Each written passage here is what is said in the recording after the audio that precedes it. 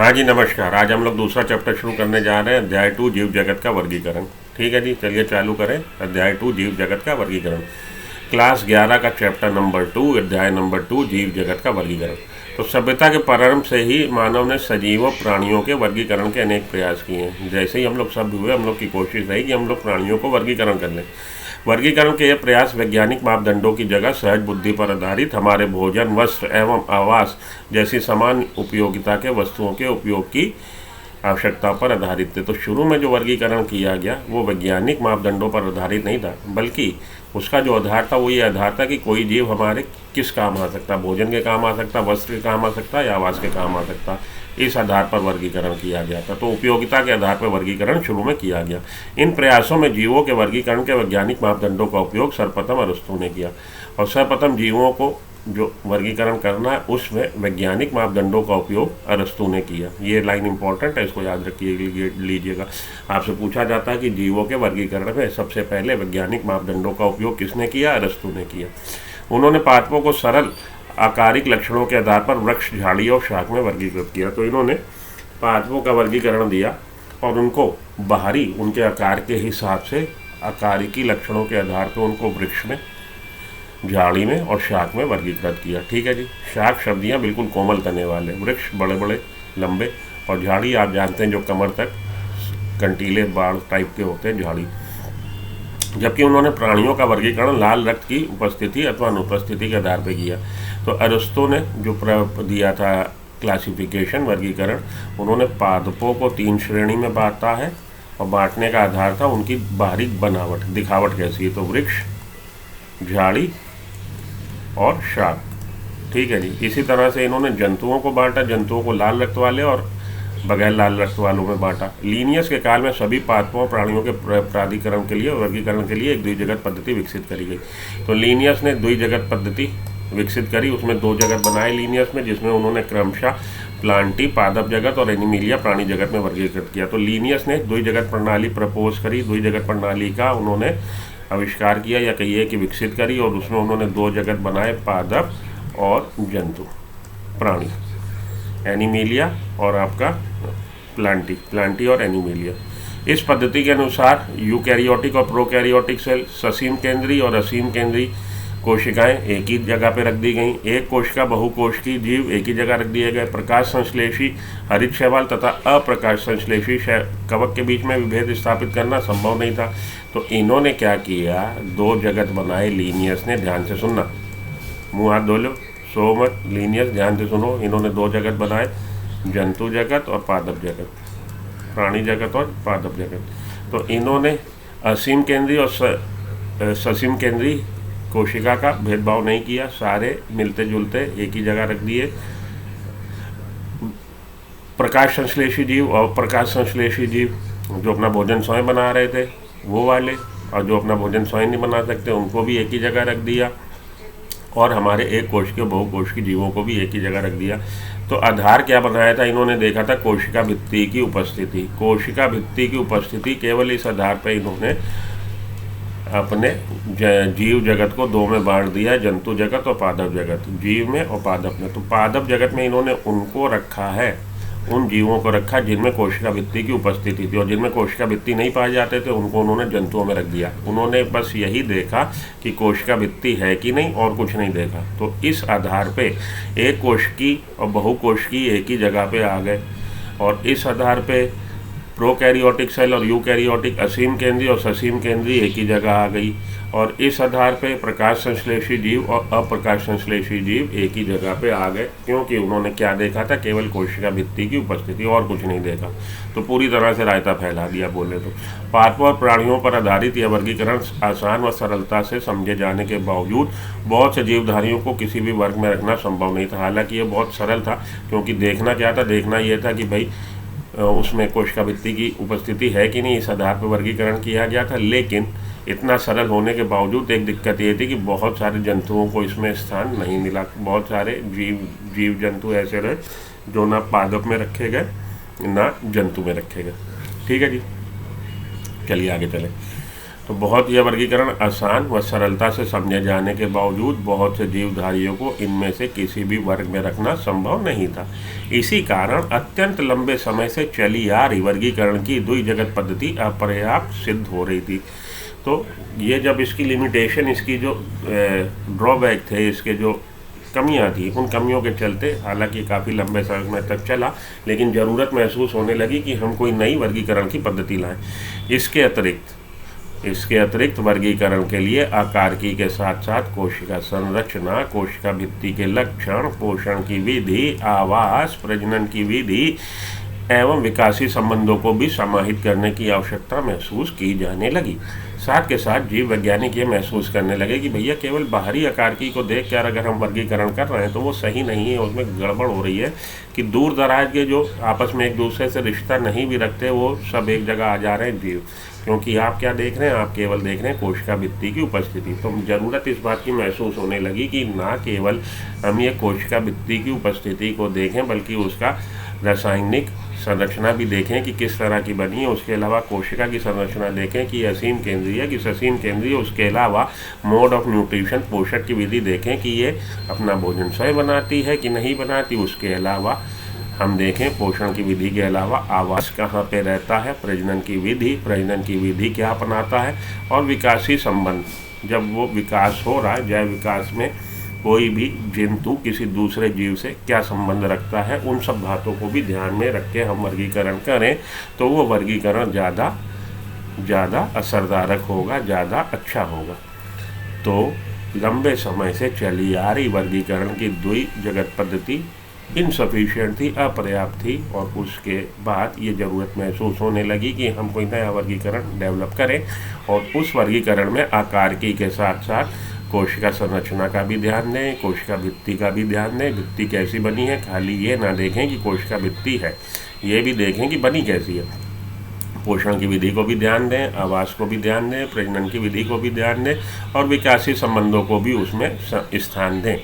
अतः समय के साथ साथ सजीवों के वर्गीकरण की पद्धति में अनेक परिवर्तन आए हैं। तो समय के साथ साथ जैसे जैसे हमारा ज्ञान विकसित होता चला गया, वर्गीकरण की उसमें भी परिवर्तन आ गए पद्धति में। ठीक है जी, आया यहाँ तक समझ में? आगे चलता हूँ। अतः समय के साथ साथ सजीवों के वर्गीकरण की पद्धति में अनेक परिवर्तन आए। पादप और प्राणी जगत के वर्गीकरण की इन कठिन पद्धतियों, जिनमें सम्मिलित समूहों जीवधारियों में होने वाले परिवर्तन शामिल हैं, सदा ही समाविष्ट रहे। तो पादप और जंतु जगत के वर्गीकरण की ये जो कठिन पद्धतियां हैं, सरल पद्धति क्या थी कि केवल कोशिका भित्ति की उपस्थिति देखी गई, लेकिन जब हम इतने सारी चीज़ों को ध्यान देंगे तो वो वर्गीकरण की पद्धति अपेक्षाकृत कठिन होगी। तो उसमें सम्मिलित समूह जीवों में होने वाले परिवर्तन, तो भैया जब आप वर्गीकरण कर रहे हो और जीवों में जैविक विकास हो रहा है तो जीवों में परिवर्तन भी हो रहे हैं, जंतुओं में परिवर्तन भी हो रहे हैं, और उनको भी सदा ही हमें एडजस्ट करना पड़ेगा, एकोमोडेट करना पड़ेगा। तो समय समय पे हम उसको अपडेट करते रहेंगे अपनी जानकारी के हिसाब से। वर्गीकरण में जो वर्ग बने हुए हैं उनमें किन को स्थान देना है, कहाँ स्थान देना है, ये जैसे जैसे हमारी जानकारी अपग्रेड होती रहेगी, हमें भी नई जानकारियाँ, नए इंस्ट्रूमेंट ईजाद हो रहे हैं, नई जानकारी मिल रही है, तो अपनी जानकारी के हिसाब से, मानिए कोई चीज़ आज आपने कवर में रखी हुई है, लेकिन कल को आपको पता लगे कि उसके जीवन काल में कुछ देर के लिए वो ऑटोट्रॉप हो जाता, तो अब आप उसको प्लांटिंग में रखोगे। तो थोड़ा सा जैसे जैसे आपको जानकारी मिलेगी आप इसको रीशफल पुनः अरेंज करते रहेंगे। इसके अतिरिक्त जीवों के विभिन्न जगत की संख्या, उसके लक्षणों की विभिन्न वैज्ञानिकों द्वारा अलग अलग व्याख्या करी गई है। साथ में जीव जगत में जीवों की संख्या जो है उसमें भी परिवर्तन होता रहता है और लक्षणों की जानकारी भी परिवर्तित होती रहती है। अब आप आइए 5 जगत किंगडम, 5 किंगडम क्लासिफिकेशन जो R.H. विटेकर साहब ने दिया, R.H. विटेकर ने, तो उसमें आप देखेंगे 5 जगत जो इन्होंने बताया, Monera, protista, fungi, Plantae, Animalia. Monera में आपकी प्रोकैरियोटिक सेल है, कैसी सेल है, असीम केंद्रीय, और यूकैरियोट, ये जो हमारे बाकी के 4 हैं ये यूकैरियोट है, ससीम केंद्रीय। असीम केंद्रीय और ससीम केंद्रीय में फ़र्क क्या होता है? असीम केंद्रीय में न्यूक्लियर मेम्ब्रेन नहीं होती, तो कोशिका झिल्ली नहीं होती, न्यूक्लियर झिल्ली, नाभ की झिल्ली नहीं होती। जेनेटिक मटेरियल जो है आनुवंशिक पदार्थ, उसके चारों तरफ कोई झिल्ली नहीं है, जबकि यूकैरियोटिक सेल में ये जो जेनेटिक मटेरियल है आनुवंशिक पदार्थ, उसके चारों तरफ नाभ की झिल्ली की उपस्थिति मिलती है। इसके अलावा cell membrane bound membrane bound cell organelle नहीं मिलते, कोशिका के अंग नहीं मिलते जो झिल्ली से आबद्ध। तो झिल्ली से आबद्ध कोशिका के अंग प्रोकैरियोटिक सेल में असीम केंद्रीय कोशिका में नहीं मिलते, असीम केंद्रीय कोशिका में मिलते हैं। इसके अलावा प्रोकैरियोटिक सेल असीम केंद्रीय में राइबोसोम 70S टाइप है, इधर आपका 80S टाइप है। तो जो आपको बताया आप समझो, न्यूक्लियर मेम्ब्रेन नहीं होती, जिसको मैंने आपको बोला नाभ की झिल्ली, न्यूक्लियर मेम्ब्रेन नाभ की झिल्ली नहीं होती। किस में नहीं होती? असीम केंद्रीय में, ससीम केंद्रीय में होती है। ठीक है। कोशिका के उपअंग, उपअंग क्या? माइटोकॉन्ड्रिया, ग्लाइओक्सिजोम, लाइसोसोम और आपका peroxisome, Golgi body, endoplasmic reticulum, ये सब जो है इधर नहीं होंगे, प्रोकैरियोटिक सेल में नहीं होंगे। कोशिका के उपअंग नहीं होंगे, इधर होते हैं, झिल्ली से आबद्ध कोशिका के उपअंग होते हैं। 70S टाइप का आपका राइबोसोम्स है, इधर 80S टाइप के राइबोसोम्स है। हिस्टोन प्रोटीन्स नहीं होती, हिस्टोन प्रोटीन नहीं होती। किस में नहीं होती? प्रोकैरियोटिक में, इधर होती हैं, हिस्टोन प्रोटीन होती हैं। तो यही 4-5 आपके जो डिफरेंस है, अगर आप इतने नोट कर लोगे आपका काम चलेगा, इससे एक्स्ट्रा आपसे पूछा नहीं जाता। ठीक है जी। लिखने को मैं और भी लिख सकता हूँ, एक चीज़ और लिख देता हूँ जो आपके लिए इम्पोर्टेंट है, ATCG ratio, AT adenine thymine divided by CG। ATCG ratio, ये रेशियो जो है ये प्रोकैरियोटिक सेल में, असीम केंद्रीय सेल में हमेशा 1 से कम होता है। ये बात बहुत इंपॉर्टेंट है, लिख लेना, 1 से कम होता है। तो ATCG अनुपात असीम केंद्रीय कोशिका में 1 से कम होता है। तो आपसे पूछा जाएगा कि कोई कोशिका, आपको उसने ऑप्शन दे दिया बहुविकल्पी में कि नीचे 4 ऑप्शन दे रखे हैं और उसने बोला जी इसके मतलब वो आनुवंशिकी पदार्थ में एक्सपेरिमेंट के द्वारा ये देखा गया कि ATCG रेशियो 1 से कम है, तो कौन सी कोशिका हो सकती है? यहाँ पे एक जगह आपको कोई बैक्टीरिया का नाम या मोनेरा ग्रुप लिखा होगा, या बैक्टीरिया का नाम प्रोकैरियोटिक सेल लिखी होगी, बाकी में यूकैरियोटिक सेल होगी। और अगर वो पूछेगा 1 से ज़्यादा होता है तो 3 जगह पे आपकी प्रोकैरियोटिक सेल होगी, एक जगह यूकैरियोटिक सेल होगी, और ज़्यादातर केस में वो लोग ईस्ट को लिखते हैं, ज़्यादातर केस में। ये ज़रूरी नहीं ईस्ट ही हो, लेकिन ज़्यादातर केस में वो सैक्रोमाइसिस सेरेवेसी ईस्ट को लिखते हैं। ठीक है जी। तो ATCG रेशियो जो है ये यूकैरियोटिक सेल में, ससीम केंद्रीय कोशिका में इसका अनुपात 1 से ज़्यादा होता है। तो अगर आपसे पूछा जाए, अगर आपने किसी कोशिका के ATCG रेशियो परफॉर्म किया और उसका अनुपात 1 से ज़्यादा आया, तो ये किस बात का सूचक है? ये सूचक है कि ये जो कोशिका है ये यूकैरियोटिक सेल है। बात समझ में आई? आ गई? अच्छी बात। आगे चलिए। तो कोशिका के प्रकार की बात हो गई। कोशिका भित्ति, कोशिका भित्ति मोनेरा में मिलेगी सेलुलोज रहित, सेलुलोज नहीं है, पॉलीसैकेराइड है लेकिन सेलुलोज नहीं है, और अमीनो एसिड्स हैं। यूकैरियोटिक सेल में कुछ में है, कुछ में नहीं है, जैसे यूग्लिना में नहीं है, प्रोटोजोआ के मेंबर्स में नहीं है। प्रोटिस्टा किसका बना है? यूनिसेलुलर यूकैरियोटिक सेल्स का ये ग्रुप है। एक कोश की ससीम केंद्रीय कोश जीव इसमें मिलते हैं। फंजाई में आपको एक कोशिका भित्ति मिलेगी और वो किसकी बनी है? काइटिन की। यूकैरियोटिक सेल प्लांटी में सेलुलोज की बनी है। एनिमिलिया में अनुपस्थित होती है। ठीक है। केंद्रक अनुपस्थित है। भाई केंद्रक झिल्ली नहीं है तो केंद्रक नहीं है, केंद्रक झिल्ली नहीं है, केंद्रक झिल्ली नहीं है, यहाँ पे उपस्थित है।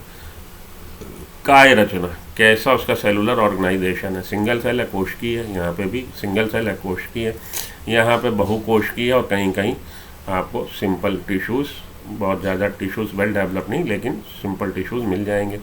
यहाँ पे टिश्यूज़ मिलेंगे प्लांटी में, अंग भी मिलेंगे और ऊतक तंत्र भी मिलेंगे। टिश्यू, अंग और ऊतक तंत्र मिल रहा है। यहाँ पे ऊतक, टिश्यू मिल रहा, अंग, ऑर्गन मिल रहा, ऑर्गन सिस्टम मिल रहा। ठीक है जी। यहाँ पे टिश्यू सिस्टम और ऑर्गन मिल रहा। पोषण की विधि कैसी है? तो इसमें आपको सबसे ज़्यादा डाइवर्सिटी, सबसे ज़्यादा विभिन्नता, विविध प्रकार के पोषण, ये भी पूछा जाता है क्वेश्चन आपसे कि कौन सा ग्रुप ऐसा है जो सबसे ज़्यादा विविधता दिखाता है। आपका जवाब क्या होगा? आपका जवाब होगा ये वाला हमारा मोनेरा ग्रुप में सबसे ज़्यादा, आपको मोनेरा किंगडम में सबसे ज़्यादा पोषण के हिसाब से विविधता देखने को मिलती है। प्रोटिस्टा में सपोषी भी है, परपोषी भी है।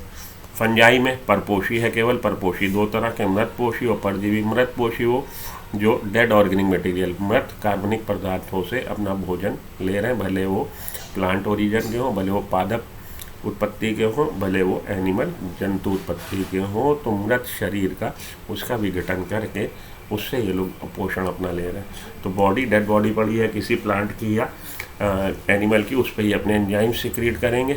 उन एंजाइम्स के बाहर एक्स्ट्रा सेलुलर डाइजेशन होगा, कोशिका के बाहर उसका पाचन होगा, तब ये उसको एब्जॉर्ब कर लेंगे, सोख लेंगे। परपोषी, और ये सपोषी हैं। प्लांटी आपके पादप जगत वाले सपोषी अपना भोजन खुद बनाते हैं, प्रकाश संश्लेषी हैं। एनिमेलिया के परपोषी हैं, या तो प्राणी संभोजन इनगल्फ कर रहे हैं पूरे का पूरा, जैसे जंतु भोजन खाना, या मृतपोषी हैं, मृतपोषी पे अपना जीवन यापन कर रहे हैं मृत चीज़ों पे। प्रजनन की विधि कैसी है? प्रजनन की विधि संयुग्मन है, कॉन्जुगेशन है, बाइनरी फिशन है। यहाँ पे युग्मन संलयन, युग्मन संलयन है कि ये गैमीट का फ्यूज़न होगा, सेक्सुअल रिप्रोडक्शन होगा। यहाँ पे निषेचन एक्सक्यूज मी, माफ़ करिएगा, निषेचन निषेचन निषेचन, इन तीनों में निषेचन है। इसमें युग्मन संलयन, गैमीट फ्यूज़न है और संयुग्मन है। ठीक है जी, ये डिस्कस करने के बाद अब आप RH विटेकर पे आइए, यहाँ से थोड़ा सा अलर्ट हो जाइए। 1969 में RH विटेकर ने एक 5 किंगडम क्लासिफिकेशन दिया, 5 जगत का वर्गीकरण दिया। इसमें इस पद्धति के अंतर्गत सम्मिलित किए गए जगतों के नाम Monera, protista, fungi, Plantae, animalia. तो 2 किंगडम क्लासिफिकेशन किसने दिया था? लीनियस ने। अब आप थोड़ी सी ज्ञान ले लो मुझसे, पादप और जंतु। उसके बाद यहाँ पे सीधे ही आ गया 5 किंगडम, जिसमें इसने बताया कि इन्होंने विटेकर साहब ने,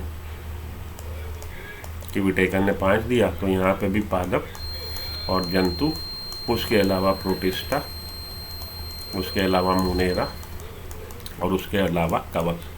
तो भैया 3 और 4 भी तो कभी रहे होंगे। हाँ, 3 और 4 रहे। 3 दिया था हैकल ने, और हैकल ने इन दोनों के अलावा तीसरा इंट्रोड्यूस कर दिया था, प्रोटिस्टा। ठीक है, ये लिख लो। और उसके बाद दिया ये कोपलैंड ने। हालांकि ये पूछा नहीं जाता, लेकिन फील गुड फैक्टर के लिए पादप, क्योंकि एक चीज़ आपको समझाना चाहता हूँ इसलिए मेहनत कर रहा हूँ। पादप, जंतु, प्रोटिस्टा, 3 तो थे ही, चौथा इन्होंने इंट्रोड्यूस कर दिया मोनेरा। तो मोनेरा किंगडम बनाया कोपलैंड ने, हैकल ने बनाया प्रोटिस्टा, और विटेकर ने बताया है कवक। 4 किंगडम तक कवक नहीं था। 4 किंगडम तक कोपलैंड ने जो दिया था, फिर से सुनो, पादप था, जंतु था, प्रोटिस्टा था, मोनेरा था। ठीक है, आ रहा समझ में? आ ही रहा होगा, बुद्धू थोड़ी हो तुम लोग। 1 मिनट रुको।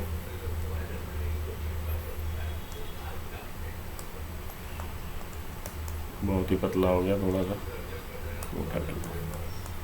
हाँ ठीक है, अब देखो, फिर से देखो। तो लीनियस ने दिया 2 किंगडम, जिसमें था जंतु, जीव जंतु और पादप।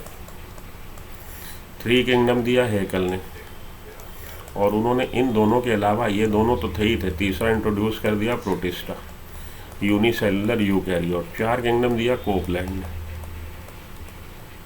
और इन्होंने ये 3 तो थे ही थे, जंतु पादप और प्रोटिस्टा 3 थे। चौथा इंट्रोड्यूस कर दिया क्या? मोनेरा। तो इन्होंने ये जो दिया कोपलैंड ने, ये इन्होंने दिया इलेक्ट्रॉन माइक्रोस्कोप की खोज के बाद। इलेक्ट्रॉन सूक्ष्मदर्शी की खोज के बाद जब ये देखा गया बेसिकली सेल्स 2 तरह की हैं, असीम केंद्रीय और ससीम केंद्रीय, तब तो पता लगा कि असीम केंद्रीय भी सेल है। प्रोकैरियोटिक सेल का अस्तित्व कब समझ में आया? जब ये हमारे इलेक्ट्रॉन माइक्रोस्कोप की खोज हो गई, तब इन्होंने मोनेरा ग्रुप बनाया और उसमें प्रोकैरियोटिक सेल दी। तो अभी तक चौथे किंगडम तक पादप जगत में ही था कवक। 5 किंगडम क्लासिफिकेशन 1969 में विटेकर साहब ने दिया। तो विटेकर ने जब 5 किंगडम दिया, तो उन्होंने देखा कि ये जो कवक है, जो अब तक पादप में पड़े, बेसिकली इनका तो न्यूट्रिशन, पोषण का तरीका ही अलग है। पादप तो सब पोषी हैं, परपोषी हैं। तब इन्होंने कवक को एक अलग किंगडम के रूप में, जगत के रूप में पहचान दिलाई। तो अब 5वां किंगडम बन गया। 4 तो थे ही थे। तो एक चीज़ याद रखिएगा कि ऐसा अगर आपसे पूछा जाए कि कौन से वो 2 किंगडम हैं जो आप शुरू से लेके आखिरी तक, 2 किंगडम से लेके 6 किंगडम तक के भाग रहे हैं, तो आपका जवाब क्या होगा? जंतु जगत और पादप जगत। 2 जगत किंगडम था, उसमें भी ये दोनों किंगडम थे, 3 में भी थे, 4 में भी थे और 5 में भी थे। आ गई बात समझ में? आ गई तो अच्छी बात, नहीं आई तो वीडियो रिवाइंड करके फिर से देख लो, क्योंकि समय हो रहा है, दूसरे बच्चे बोर हो रहे हैं। आगे चलो। 5 किंगडम क्लासिफिकेशन हो गया, विटेकर ने दिया। किस आधार पे? आधार क्या था? तो कोशिका की संरचना, कि प्रोकैरियोटिक है कि यूकैरियोटिक है, शरीर की संरचना, बॉडी ऑर्गेनाइजेशन, कि भैया सेलुलर ऑर्गेनाइजेशन है, कोशिकी है कि ऊतक है, कि दृढ़ ऊतक है, कि अंग है, कि अंग तंत्र है, पोषण की प्रक्रिया कि परपोषी है कि स्वपोषी है। प्रजनन, प्रजनन कैसे कर रहा, निषेचन से कर रहा कि युग्मन संलयन से कर रहा कि संयुग्मन से कर रहा। जातिवृत्ति संबंध कि फाइलोजेनेटिक रिलेशनशिप, जब उसका विकास हो रहा था तो उसका ये चाचा के ताए के भूए के फूफा का लड़का है कि क्या है, किससे इवॉल्व हुआ है कि प्रोकैरियोट से यूकैरियोटिक इवॉल्व हुए। यूकैरियोटिक में दो जगत बन गए आपके, कौन से, आपके जंतु जगत और पादप जगत। फिर उसमें प्रोटोजोआ बना जंतुओं में, और प्रोटोजोआ से मेटाजोआ हमारे बहुकोष्ठी जीव इवॉल्व हुए। फिर उसमें पोरीफेरा, पोरीफेरा से फिर आप जानते ही हो भाई, Porifera, Coelenterata, Ctenophora, प्लेटेलमेंथीस, Aschelminthes, Aschelminthes के बाद एनिलिडा, आर्थ्रोपोडा, मोलस्का। ये धीरे धीरे धीरे धीरे इवोल्यूशन होता चला गया। तो जाति वृत्ति संबंध उसको भी हमें ध्यान में रखना है। तो 5 चीज़ें आपने ध्यान में रखनी, कोशिका की संरचना, शारीरिक संरचना, पोषण की प्रक्रिया, प्रजनन और जातिवृत्ति संबंध। ठीक है, इनके आधार पर ये 5 आधार थे जिनके आधार पर विटेकर ने 5 किंगडम क्लासिफिकेशन बना दिया। तो अब तक 2 किंगडम क्लासिफिकेशन की जो दिक्कतें थी 5 किंगडम क्लासिफिकेशन ने, वो सारे रायते जो फैले हुए थे लीनियसनेस, इसने विटेकर ने समेट दिए। रायता क्या फैला हुआ था, तो 2 किंगडम में क्या दिक्कत थी भैया कि एक कोशिकी और बहुकोशिकी एक ही जगह रखे हुए थे, परपोषी समपोषी एक ही जगह रखे हुए थे, और हमारी असीम केंद्री और ससीम केंद्री एक ही जगह रखी हुई थी। तो इन्होंने ये सारी दिक्कतें दूर कर दी, सारी दिक्कतें 5 किंगडम में आके दूर हो गई। एक कोशिकी अलग हो गए, परपोषी स्वपोषी अलग हो गए, असीम केंद्री ससीम केंद्री अलग हो गए। असीम केंद्री ससीम केंद्री कैसे कि प्रोटिस्टा ग्रुप बना दिया, मोनेरा ग्रुप बना दिया, और आपके बाकी ग्रुप बना दिए। तो मोनेरा में आपने स्थान दे दिया असीम केंद्री को, ससीम केंद्री यूनिसेलुलर एक कोशिकी को प्रोटिस्टा में, और मल्टी सेलुलर जो है उनको कवक, प्लांटी और एनिमिलिया में। तो ये दिक्कत दूर हो गई, टेकन केयर, आपने इस वाली दिक्कत का इलाज कर दिया। परपोषी स्वपोषी का कैसे किया कि भैया प्लांटी में ही आपके दोनों रखे हुए थे, स्वपोषी भी परपोषी भी। तो कवक को जब इन्होंने वहाँ से हटा दिया तो स्वपोषी और परपोषी ये वाली दिक्कत भी, इसका भी आपने इलाज कर दिया, बीमारी का आपने इंजेक्शन लगाया, दिक्कत दूर कर दी। एक कोशिकी बहुकोशिकी का इलाज ऐसे कर दिया कि एक कोशिकी जितने भी थे असीम केंद्रीय मोनेरा में आ गए और ससीम केंद्रीय प्रोटिस्टा में आ गए। बहुकोशिकी आपके अलग अलग गुणों के आधार पे अलग अलग प्लांटी में, एनिमिलिया में या कवक में आ गए। तो जितने भी ये दिक्कतें जो हम लोगों ने ड्रॉबैक देखे थे 2 किंगडम क्लासिफिकेशन के, वो दिक्कतें दूर हो गई। तो 5 किंगडम क्लासिफिकेशन से जुड़े मुद्दे और धारणाओं पर विचार करेंगे। यह वर्गीकरण की पद्धति बहुत प्रभावित है। हाँ, सब चीज़ें जब दूर हो गई, सब दिक्कतें दूर, तो प्रभावित तो है। इससे पहले की वर्गीकरण पद्धति के अंतर्गत बैक्टीरिया, नीले हरे शैवाल, मांस, स्पर्म, जिम्नोस्पर्म, एंजियोस्पर्म को पादपों के साथ रखा गया था। इससे पहले क्या था, 2 किंगडम क्लासिफिकेशन में मेरे बच्चे bacteria, blue green alga, moss, fern, gymnosperm, angiosperm, इन सभी को पादपों में स्थान दे दिया। क्यों दे दिया गया, क्योंकि कोशिका भित्ति उपस्थित थी। लीनियस ने आंख बंद करके एक ही चीज़ देखी कि कोशिका भित्ति है कि नहीं है। जिसकी कोशिका भित्ति है उसको उठा के पादप में रख दो, नहीं है तो उसको उठा के जंतु में रख दो। तो बैक्टीरिया में भी कोशिका भित्ति होती है, साइनोबैक्टीरिया, ब्लू ग्रीन एल्गा में भी कोशिका भित्ति होती है, फंजाई में भी कोशिका भित्ति होती है, मॉस ब्रायोफाइट है, कोशिका भित्ति होती, फर्न ब्रायोफाइट है, कोशिका भित्ति, जिम्नोस्पर्म, एंजियोस्पर्म, इन सभी में कोशिका भित्ति होती। इस आधार पर इन सभी को उन्होंने पादपों में रख दिया था। इस जगत के समस्त जीवों की कोशिकाओं में कोशिका भित्ति का उपस्थित रहना एक समानता थी। तो इस समानता के आधार पर इन सबको पादप जगत में रख दिया, जबकि उनके अन्य लक्षण एक दूसरे से एकदम अलग थे, लेकिन बाकी के लक्षण एक दूसरे से अलग थे। जीवन के 3 अनुच्छेद पद्धतियाँ भी प्रस्तावित करी गई। इसके बाद 3 डोमेन ऑफ लाइफ, जीवन के 3 अनुच्छेद पद्धतियाँ, जिसमें मोनेरा जगत को 2 अनुक्षेत्रों में बांट दिया। तो मोनेरा को 2 में बांट दिया है, ठीक है जी, आर्की बैक्टीरिया और यू बैक्टीरिया 2 में बांट दिया, तथा सारे यूकैरियोटिक जगत को तीसरे अनुक्षेत्र में रख दिया। तो 3 अनुक्षेत्र बनाए गए, आर्किया, यूकैरिया, आर्किया बैक्टीरिया और यूकैरिया। तो आर्किया में आर्की बैक्टीरिया, बैक्टीरिया में यू बैक्टीरिया और यूकैरिया में 4 आपके कौन कौन से, 4 हमारे प्रोटिस्टा, फंजाई, एनिमिलिया, प्लांटी, ठीक है। ये 3 डोमेन ऑफ लाइफ, 3 अनुक्षेत्र पद्धति। 3 अनुक्षेत्र पद्धति में 3 अनुक्षेत्र दिए गए, 3 अनुक्षेत्र दिए गए। वो 3 अनुक्षेत्र क्या है, वो 3 अनुक्षेत्र हमारे आर्किया, बैक्टीरिया, यूकैरिया, ठीक है। इसमें मोनेरा जगत को 2 अनुक्षेत्र, तो ये आर्की और बैक्टीरिया वैसे तो मोनेरा में थे ना, तो मोनेरा को 2 अनुक्षेत्र में बांट, शुरू के 2 अनुक्षेत्र मोनेरा को बता रहा और तीसरा अनुक्षेत्र यूकैरियोटिक सेल को बता रहा, और सारे के सारे यूकैरियोटिक जगत को तीसरे अनुक्षेत्र में रख दिया। अतः ये एक षठ जगत वर्गीकरण। तो ये 5 जगत के बाद षठ जगत, 6 किंगडम क्लासिफिकेशन, क्योंकि आर्किया अनुक्षेत्र में एक आपका किंगडम है आर्ची बैक्टीरिया, बैक्टीरिया में आपका एक किंगडम है यू बैक्टीरिया, और यूकैरिया में आपके 4 किंगडम हैं। कौन कौन से? Fungi, Plantae, Animalia, protista, fungi, Animalia और प्लांटी। तो ये 6 किंगडम, एक तरह से 6 किंगडम क्लासिफिकेशन है। बात समझ में आ गई ना कि फिर से लिख दूँ? अरे बेटा, 3 डोमेन ऑफ लाइफ में 3 डोमेन उन्होंने दिए, 3 अनुक्षेत्र दिए। कौन कौन से? आर्चिया, बैक्टीरिया और यूकैरिया। आर्चिया, बैक्टीरिया ये दोनों मिलके मोनेरा में रखे गए हैं ना, मोनेरा में ही थे आर्ची बैक्टीरिया और यू बैक्टीरिया। तो आर्चिया में आर्ची बैक्टीरिया है, इसका मेंबर कौन है? Archie bacteria. इसका मेंबर कौन है? You bacteria. जगत, ये जगत है, ये अनुक्षेत्र है, डोमेन ये जगत है। और यूकैरिया में 4 जगत रख दिए गए, प्रोटिस्टा, फंजाई,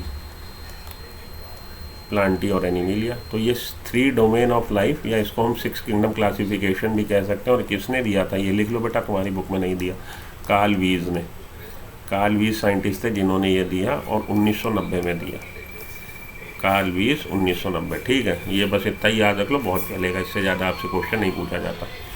तो आर्ची बैक्टीरिया को अलग क्यों किया गया? क्योंकि उनकी सेल वॉल अलग है और उनकी सेल मेम्ब्रेन अलग है, इसलिए अलग किया गया। ये बात और ध्यान में बिठा लो टैटू बनाने। भैया हमें ज़रूरत क्या पड़ गई कि मोनेरा को हम 2 में बांटें? मोनेरा में क्या क्या था? Archaebacteria, eubacteria, cyanobacteria. तो मोनेरा को जो इन्होंने 2 में बांट दिया कि आर्ची बैक्टीरिया, आर्किया और यू बैक्टीरिया, अलग अलग कर दिया। कारण क्या है? क्योंकि सेल वॉल का कंपोजिशन अलग है, सेल वॉल की रचना अलग अलग है और सेल मेम्ब्रेन की रचना अलग अलग है, इसलिए, ठीक है। तो आर्की बैक्टीरिया और बैक्टीरिया में फ़र्क है। चलिए आगे चलता हूँ। तो ये 6 जगत वर्गीकरण पद्धति प्रभाव में आ गई। आप इस पद्धति के विषय में विस्तार से उच्च कक्षाओं में पढ़ोगे, तो और ज़्यादा डिटेल उच्च कक्षाओं में आ जाओ, वहाँ पढ़ लो।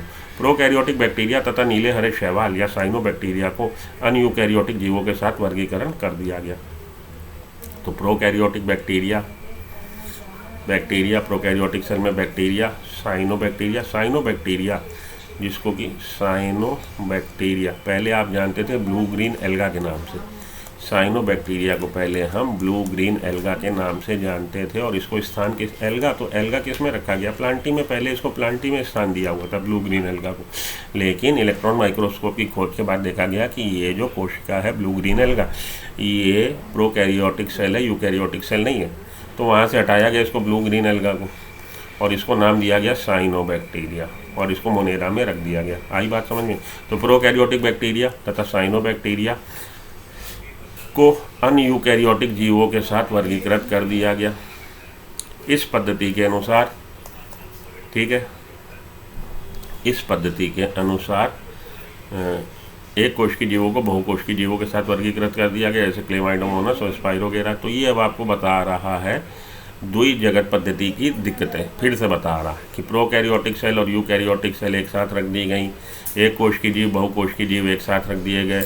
इस वर्गीकरण में कवकों जैसे परपोषिका, हरित पादपों के साथ स्वपोषों के साथ विभेद भी नहीं किया गया। यहाँ से लाइन बीच में से जोड़ के चला दी उसने, लेकिन इस लाइन में उसने 6 डोमेन ऑफ लाइफ के बाद, फिर से सुन लो ध्यान से, अपनी बुक में भी लगा लेना निशान, 6 डोमेन ऑफ लाइफ को जहाँ पे ख़त्म किया उसने कहा इसके बारे में अब बाद में पढ़ेंगे। यहाँ से जो उसने चालू किया है, यहाँ से उसने वो बताया है कि 2 किंगडम क्लासिफिकेशन की क्या दिक्कतें थी। फिर से बता रहा, जो ऊपर बता चुका है एक बार, अब यहाँ से उसने फिर से बताना चालू किया, ठीक है। तो ये भाई एक कोशिकीय बहुकोशिकीय में फ़र्क नहीं, परपोषी स्वपोषी में फ़र्क नहीं, सब एक ही जगह रख दिए गए। जबकि कवकों को कोशिका भित्ति और हरित पदार्थों की कोशिका भित्ति सेलुलोज की बनी है। कह रहा जी कवक और हरित पदार्थ एक ही जगह रख दिए गए, हरित पादप, जबकि केवल क्या देखा गया? कोशिका भित्ति है प्रेजेंस है। हालांकि कोशिका भित्ति का भी संरचना अलग थी। परपोषी और स्वपोषी तो बात है ही है, दोनों में फ़र्क कि कवक और हरित पादप में फ़र्क ये है कि कवक परपोषी है, हरित पादप स्वपोषी है। लेकिन इसके अलावा एक दिक्कत और है कि कवक की जो कोशिका भित्ति है वो किसकी बनी है? वनीकाइटिन की, और जबकि हरित पादप की सेलुलोज की। तो यही अगर ध्यान दे लेता तो एक जगह ना रखता। इन लक्षणों को ध्यान में रखते हुए कवकों को एक साथ फंजाई के अंतर्गत रखा गया। तो ध्यान क्या दिया गया कि कोशिका भित्ति उपस्थित है, बस, और कुछ ध्यान नहीं दिया। सभी प्रोकैरियोटिक जीवों के साथ मोनेरा तथा एक कोश की जीवों को प्रोटिस्टा जगत के साथ रखा गया। बाद में इसको कैसे न्यूट्रल किया गया, इस दिक्कत को कैसे दूर किया गया कि प्रोकैरियोटिक कोशिकाओं को मोनेरा में रख दो और यूनिसेलुलर यूकैरियोटिक को प्रोटिस्टा में रख दो। तो एक दिक्कत तो दूर हो गई कि प्रोकैरियोटिक सेल और यूकैरियोटिक सेल जो एक ही जगह थी वो अलग अलग हो गई, और एक कोश की जीव बहुकोश की जीव अलग अलग हो गए। लेकिन अब तीसरी दिक्कत रह गई कि परपोषी और सपोषी, उसको भी अलग अलग करना। प्रोटिस्टा जगत के अंतर्गत कोशिका भित्ति युक्त क्लेमाइडोमोनस और क्लोरेला, पैरामीशियम तथा अमीबा के साथ रखा गया। प्रोटिस्टा जगत में आपने जब ये क्राइटेरिया बना लिया कि जो भी यूनिसेलुलर यूकैरियोट होगा उसको हम प्रोटिस्टा में रख देंगे, तो इससे क्या हुआ? इससे हुआ ये कि कोशिका भित्ति युक्त क्लेमाइडोमोनास और क्लोरेला, जो जिनमें कोशिका भित्ति थी और जिन्हें पहले शैवाल में रखा हुआ था, उनको वो जगह दे दी गई प्रोटिस्टा में, यूनिसेलुलर यूकैरियोट में। और पैरामीशियम और अमीबा, जिसको पहले प्रोटोजोआ में रखा था और प्रोटोजोआ के साथ जंतु जगत में रखा था, उसको भी अब हमने प्रोटिस्टा में स्थान दे दिया गया। तो प्रोटिस्टा में क्या देखा गया कि यूनिसेलुलर यूकैरियोट को स्थान दे दीजिए। जब आपने ये मापदंड लगाया तो इस मापदंड के अनुसार क्लेमाइडोमोनस और क्लोरेला और पैरामीशियम और अमीबा सब एक जगह आ गए। क्लेमाइडोमोनस में कोशिका भित्ति है, क्लोरेला में कोशिका भित्ति है और पहले इनको पादप में रखा हुआ था। पैरामीशियम और अमीबा में कोशिका भित्ति नहीं है, इनको जंतुओं में रखा हुआ था। लेकिन ये भी यूनिसेलुलर यूकैरियोट है, ये भी यूनिसेलुलर यूकैरियोट है। अब आपका देखने का नज़रिया बदल गया, नजरें बदली, नज़ारे बदले, मापदंड बदला। तो आपने पहले कोशिका भित्ति की उपस्थिति के अनुसार क्लेमाइडोमोनस और क्लोरेला को पादप में रखा था, पैरामीशियम और अमीबा को जंतु जगत में रखा था, उनको वहाँ से हटाया और कहाँ पटक दिया लाके? प्रोटिस्टा में। इस प्रकार से इस पद्धति में अनेक जीवों को एक साथ रखा गया जिनकी पहले की पद्धतियों में अलग अलग रखा गया था। तो 5 किंगडम क्लासिफिकेशन में आपने जीवों को फिर से रीशेड्यूल किया और अलग अलग जगह पे रखे, एक जगह आ गए क्योंकि आपका मापदंड बदल गया। पहले वाली पद्धति में उनको अलग जगह पर रखा हुआ था, लेकिन 5 किंगडम क्लासिफिकेशन में जब आपने कोशिका की संरचना, शारीरिक संरचना, पोषण का तरीका, प्रजनन की विधि और हमारा फाइलोजेनेटिक रिलेशनशिप, जैव विकास का क्रम अध्ययन किया जब, तो आपके मापदंड बदले। तो अलग अलग जंतु जो अलग अलग जगह थे अब वो एक जगह आ गए। ऐसे वर्गीकरण के मापदंडों में परिवर्तन के कारण हुआ। ऐसा क्यों हुआ? मापदंड में परिवर्तन हुआ। इस प्रकार के परिवर्तन भविष्य में भी हो सकते हैं, जो लक्षणों और विकासीय संबंधों के प्रति हमारी समझ में सुधार पर निर्भर होंगे। तो फ्यूचर में भी हो सकता है, जैसे इलेक्ट्रॉन माइक्रोस्कोप की खोज के बाद ये देखा गया कि सेल 2 तरह की है, असीम केंद्रीय और ससीम केंद्रीय। तो आपकी समझ बदली, तो आपने चीज़ों को अरेंज कर दिया। इसी तरह से भविष्य में हो सकता है आपकी जानकारी अपडेट हो, तो आप फिर से कुछ जंतु कहीं से निकालो, अलग अलग दो, मतलब हमारी समझ में सुधार होगा तो हम उसको फिर से रिकन्सिडर, रिशफल कर लेंगे। समय के साथ साथ वर्गीकरण की एक ऐसी पद्धति विकसित करने का प्रयास किया गया है जो न सिर्फ आकार की, बाह्य लक्षणों, कायिक व प्रजनन संबंधी समानताओं पर आधारित हो, न केवल मार्फोलॉजी और वेजिटेटिव और रिप्रोडक्टिव संबंधी समानताओं पर आधारित हो, बल्कि जाति वृत्ति हो, फाइलोजेनेटिक रिलेशनशिप को भी ध्यान में रखे और विकासीय संबंधों पर भी आधारित हो। ठीक है, फाइलोजेनी को भी देखें और फाइलोजेनेटिक रिलेशनशिप को भी देखें। हम ऐसी पद्धति विकसित करेंगे। इस अध्याय में हम विटेकर पद्धति के अंतर्गत और आखिरी में आके कह रहा, अब विटेकर के दिए गए, विटेकर पद्धति के अनुसार दिए गए kingdom, 5 kingdom classification, Monera, protista, fungi के लक्षणों का अध्ययन करेंगे।